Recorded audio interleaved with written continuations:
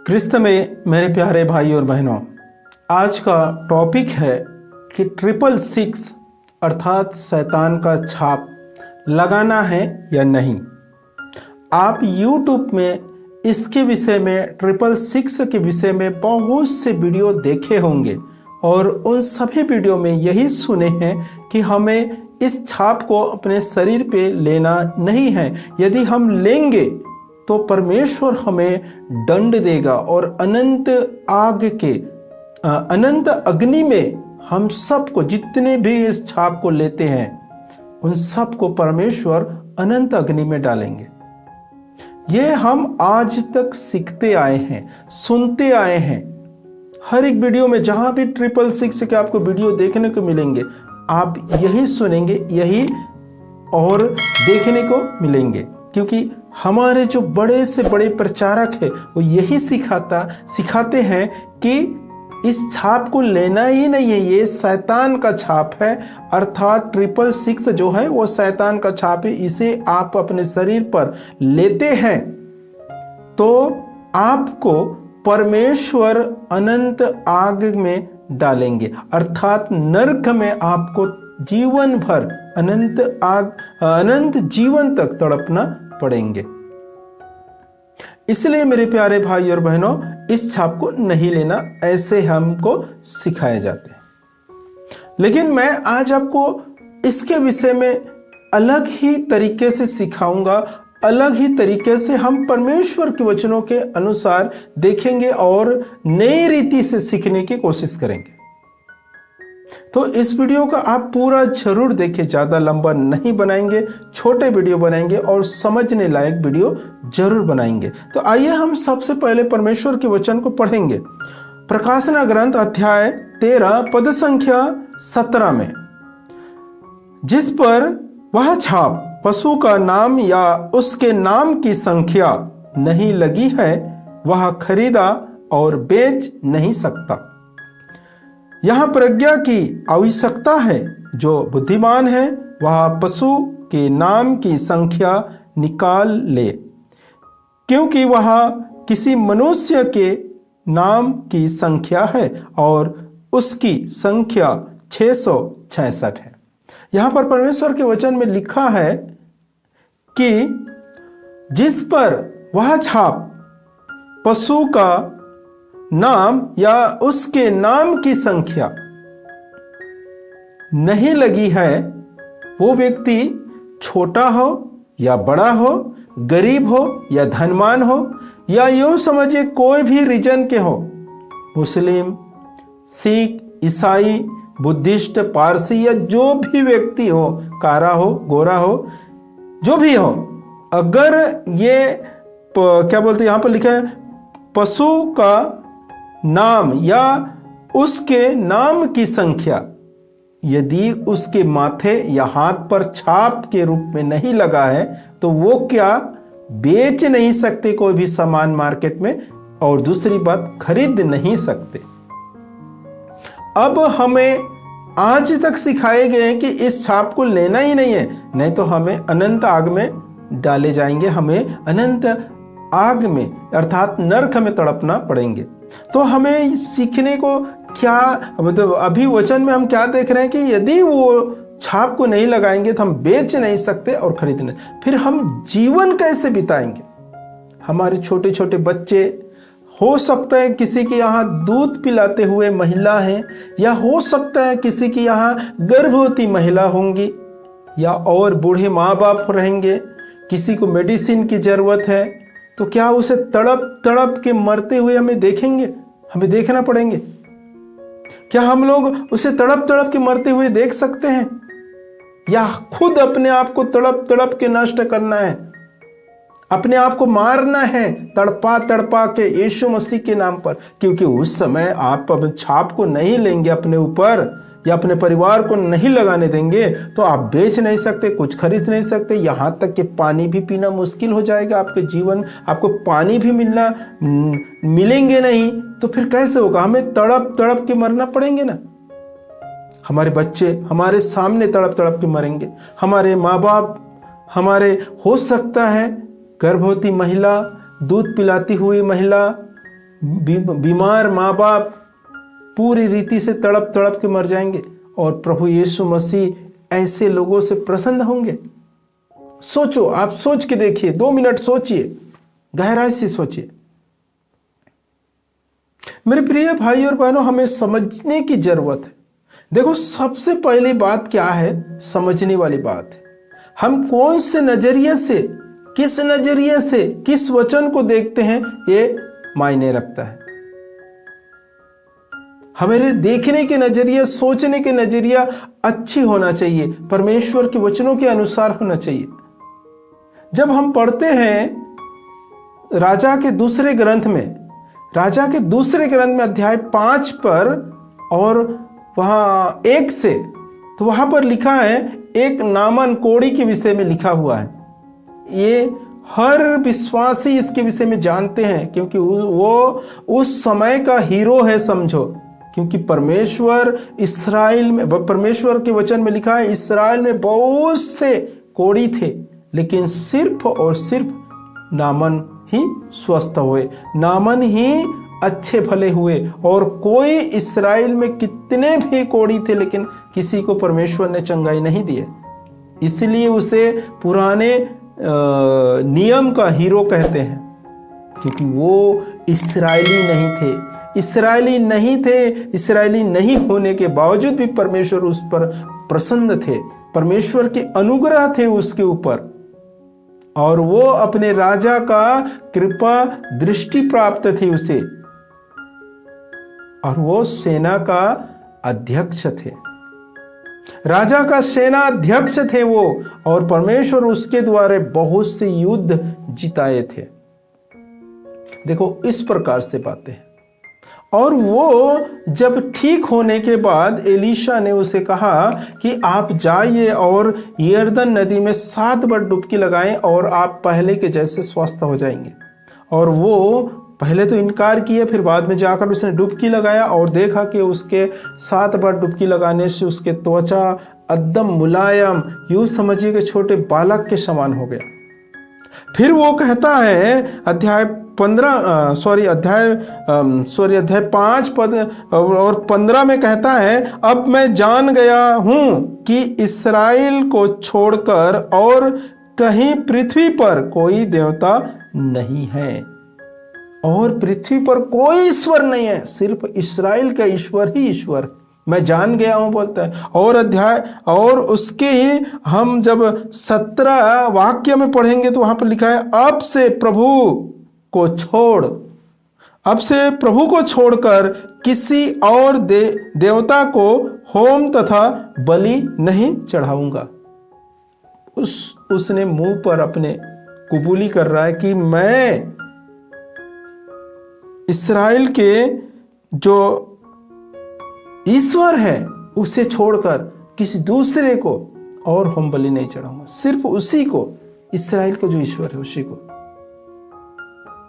और जब आगे आप पढ़ेंगे 18 में, वहां पर लिखा है, प्रभु आपके इस दास को केवल इस बात के लिए क्षमा करे, यदि मेरा स्वामी मेरे हाथ का सहारा लिए रिमोन के मंदिर में साष्ट प्रणाम करने जाएगा, तो मुझे भी रिमोन के मंदिर में उसके साथ साथ साष्ट प्रणाम करना पड़ेगा। तब इस बात के लिए प्रभु अपने इस दास को क्षमा देगा। ये कौन कह रहा है? नामान पूर्ण रीति से जान गया कि वो कबूली कर रहा है कि अब मैं जान गया हूं कि इस्राएल को छोड़ कर और कहीं पृथ्वी पर कोई ईश्वर नहीं है, वो कबूली कर रहा है। और आगे कहता है कि मैं उसे छोड़ और किसी को होम बलि चढ़ाऊंगा ही नहीं, सिर्फ और सिर्फ इस्राएल का जो ईश्वर है उसे होम बलि चढ़ाऊंगा। फिर आगे कहता है, प्रभु इस बात के लिए मुझे क्षमा करना, क्योंकि मेरा जो स्वामी है वो मेरे हाथ का सहारा लिए हुए हाथ का, मेरे शरीर का इस्तेमाल करेंगे, क्योंकि वो जब मंदिर में किसी भी देवी देवता को जाकर साष्ट प्रणाम करेंगे तो मुझे भी करना पड़ेगा, क्योंकि मैं उसका दास हूं और वो मेरे स्वामी है। मेरा स्वामी जब उसके सामने झुकेंगे मंदिर में, किसी भी मूर्ति के सामने, किसी भी देवी देवता के सामने, तो मुझे भी झुकना पड़ेगा। तो इस बात के लिए अपने दास को, अपने सेवक को क्षमा करना प्रभु से कह रहा है। किसके सामने? नबी एलीशा के सामने।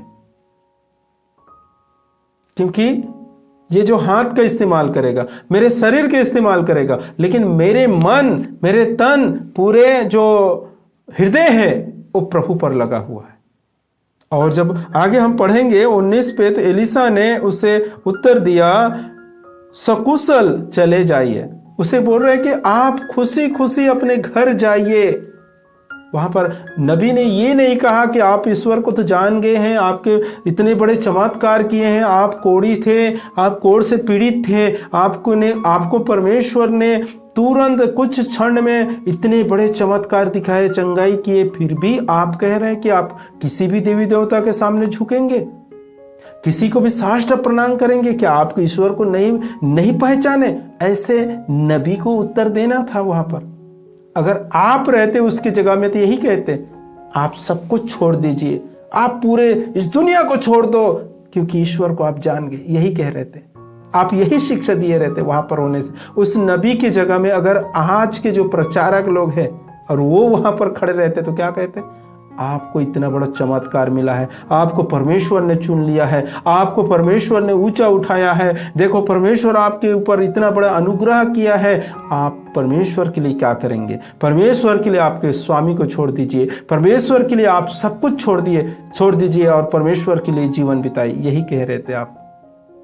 लेकिन नबी वैसे नहीं कहता है। नबी कहता है कि आप सकुशल घर जाइए। तो ये है मेरे प्यारे भाई और परमेश्वर का वचन, और परमेश्वर के वचन को पढ़ने और सीखने की तरीका।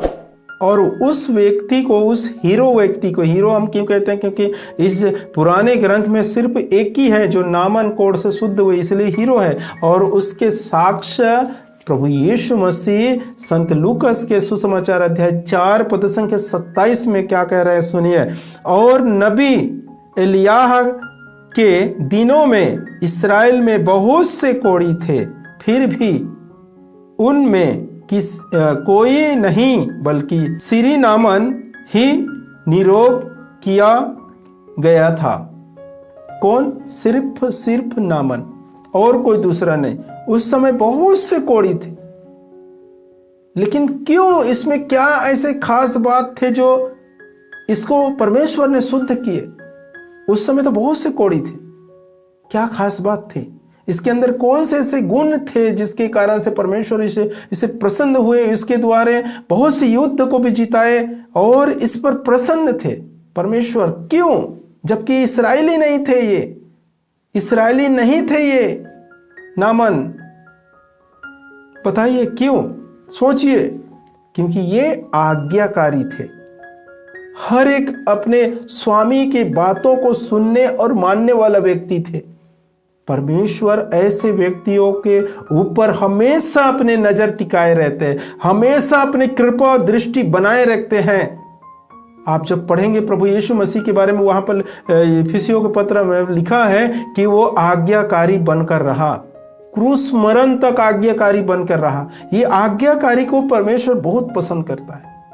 लेकिन आज के जितने भी प्रचारक है बड़े बड़े यूट्यूबर में, वो आज्ञाकारी नहीं है, क्योंकि उसने कैथोलिक कलीसिया को विरोध करके निकले हुए लोग हैं। इसलिए ये लोग इस प्रकार से शिक्षा देते हैं। ये लोग इसी प्रकार से शिक्षा क्यों देते हैं मालूम है? क्योंकि ये लोग विरोधी है, पहले से ही विरोध करके कलीसिया, जो मेन कलीसिया है, उससे बाहर निकले हुए लोग हैं। मेरे प्रिय भाई और बहनों, आज आप समझ गए होंगे कि नामन उस टाइम परमेश्वर से क्या, नबी के सामने क्या कहा? क्योंकि मेरे शरीर को इस्तेमाल करेंगे। कौन? मेरे स्वामी। इस बातों के लिए क्षमा करना, लेकिन मेरा हृदय, मेरा मन आप पर लगा हुआ है। तो इसी बात को आज सोचना है। हो सकता है हमारे शासक है जो आज के या इस पूरे विश्व में जो राज करने वाले जो शासक बैठेंगे ख्रिस्त विरोधी, उसके सत्ते पर, उसके राज्य पर कुछ ऐसे नियम निकलेगी कि मेरा जो छाप नहीं लेंगे वो लोग ना ही बेच सकेंगे ना ही खरीद सकेंगे। लेकिन वो छाप कहाँ पर लगने वाला है? तुम्हारे सीधे अंदर ऑपरेशन करके हृदय पे लगाने वाला है या तुम्हारे मन में लगाने वाला? कहाँ पर लगेंगे? वो सिर्फ तुम्हारे चमड़ी पे लगने वाला है, अर्थात माथे पर या दाहिने हाथ पर। और इस शरीर को तो हमें नष्ट होना ही है, हमारे शरीर को मरना ही है, हमें नष्ट करना ही, हमारे शरीर को नष्ट होना ही है, इस मिट्टी पे मिलना ही है, क्योंकि ये सृष्टि का नियम है। जो जहाँ से आए हैं वहीं उसको जाना है। ये कहाँ, किस चीज से बना हुआ है? मिट्टी से, इसलिए मिट्टी पर ही जाना है, इसे सड़ना ही है। और जो आत्मा है वो ईश्वर की तरफ से आए थे, उसे ईश्वर के पास जाना है। मेरे प्रिय भाई और बहनों, तो आपको समझना बहुत जरूरी है, यदि हम छाप लेते हैं तो इससे हमें कोई भी हानि नहीं हो सकती। ये बेफजूल की और बेकार की शिक्षा है जो लोग उल्टा पुल्टा जो शिक्षा देते हैं। मैं आपको बताया ना, अगर उस समय क्या बोलते हैं, एलिसा के जगह आज के जो शिक्षक होते, जो भी प्रचार करते हैं, यूट्यूब में बहुत सारे आपको मिलेंगे, वो अगर उस व्यक्ति को उस एलिसा नबी के जगह में रख के देखिए, सोचिए, तो वो व्यक्ति जो अभी जो प्रचार करते हैं वो क्या कह रहा था? किसको? नामन को क्या कह रहे थे? नामन जो कोढ़ से शुद्ध हुए थे ना, उसे ये लोग क्या कहते थे?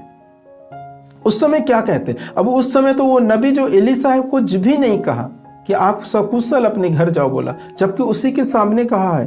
ये सब बातें उसके सामने रखा, क्योंकि मेरा स्वामी इस प्रकार से मेरा इस्तेमाल करेंगे, मेरे शरीर को इस्तेमाल करेंगे। मैं जब वो साष्ट प्रणाम करेंगे किसी भी मंदिर में तो मुझे भी करना पड़ता है, भाई मैं तो करूँगा ही।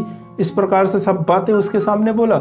अगर उसके नबी के जगह में कोई दूसरा आज के प्रचारक होता तो क्या कहता है? अरे तुम पागल हो गए हो क्या? इतने बड़े तुमने चमत्कार देखे हैं, परमेश्वर आपके अंदर चमत्कार किए हैं, फिर भी आप कहते कि मेरे स्वामी के साथ मैं किसी मंदिर में जाकर साष्ट प्रणाम करूंगा? आप मूर्ख हैं, आप कैसे हैं? ये सब बहुत बातें बोला, लेकिन वहां पर नबी कुछ नहीं कहा। यह है परमेश्वर का आज्ञाकारी बनकर रहना, आज्ञाकारी। और इस आज्ञाकारी को परमेश्वर बहुत चाहता है। आप देख लीजिए बाइबल के अंदर आज्ञाकारी जितने भी लोग हैं ना, उससे परमेश्वर के कृपा दृष्टि हमेशा बना है उनके ऊपर। ये आज्ञाकारी को बहुत पसंद करते परमेश्वर, और हमें भी आज्ञाकारी बनना है, क्योंकि जिस देश में है, जिस गांव में है, जिस शहर में है, जिस शासन के अंदर में हमें परमेश्वर ने दिए हैं रहने के लिए, उसके हम आज्ञाकारी बने, उसके हर बातों को माने, सुने और सुन ही रहे, मान ही रहे। हमने विरोध नहीं किया। आधार कार्ड बनाओ बोले, आधार कार्ड बनाए। हर एक व्यक्ति का आधार कार्ड है। यहाँ तक कि 6 महीने के बच्चा नहीं हुए तो हम, बच्चा पैदा होते ही 6 महीने नहीं हुए तो उसके आधार कार्ड बनाने ले जाते हैं। हम आज्ञाकारी हैं।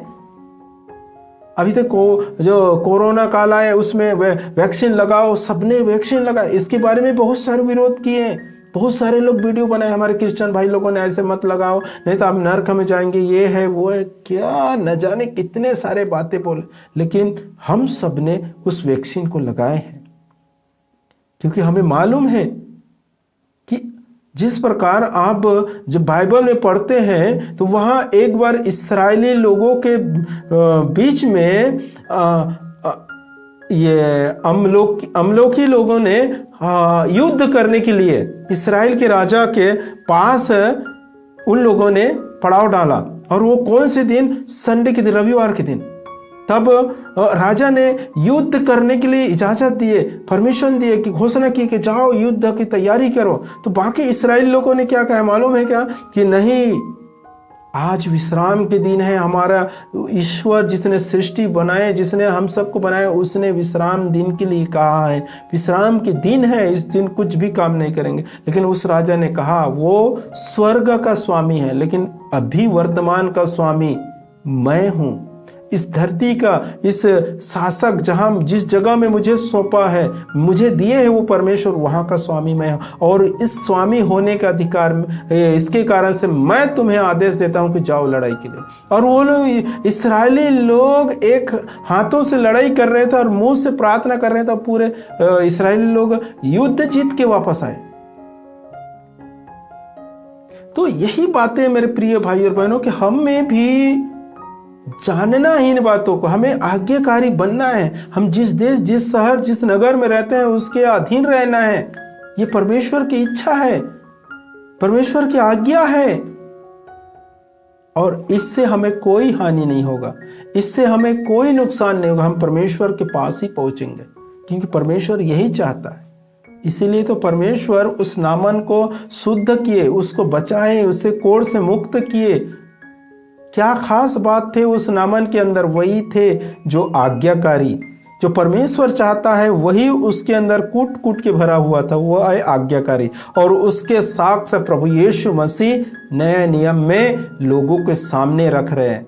क्योंकि लोग नए नियम में, सभी यहूदी लोग, इस्राएली लोग कोई आज्ञाकारी नहीं थे, परमेश्वर की आज्ञाओं को मानने वाले व्यक्ति नहीं थे, परमेश्वर को भूल चुके थे। इसलिए नामन के जो साक्ष्य है वो नए नियम में रखता है। मेरे प्रिय भाई और बहनों, आप समझिए, आपके जो 666 वर्तमान में लगने वाला है या लगाएंगे, वो आत्मा पर नहीं लगेगा, या यूं समझिए कि मन पे नहीं लगने वाला है, या आपके हृदय में नहीं लगने वाला है, वो आपके शरीर पे लगाने वाला है।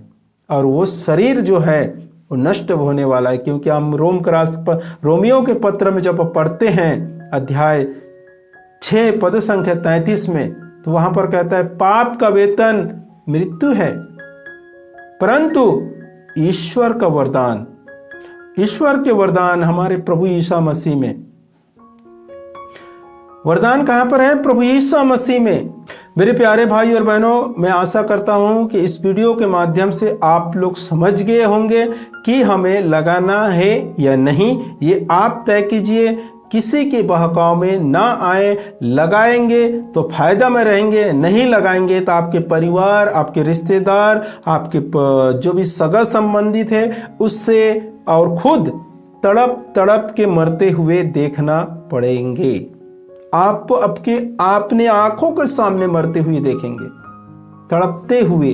पानी के लिए तड़पेंगे नहीं, खाने के लिए तड़पेंगे, हैं, धूप से वो लोग जलेंगे, उसे रहने के लिए घर नहीं रहेंगे। इस प्रकार से वो समय आने वाला है, उसी को बोला जाता है महासंकट।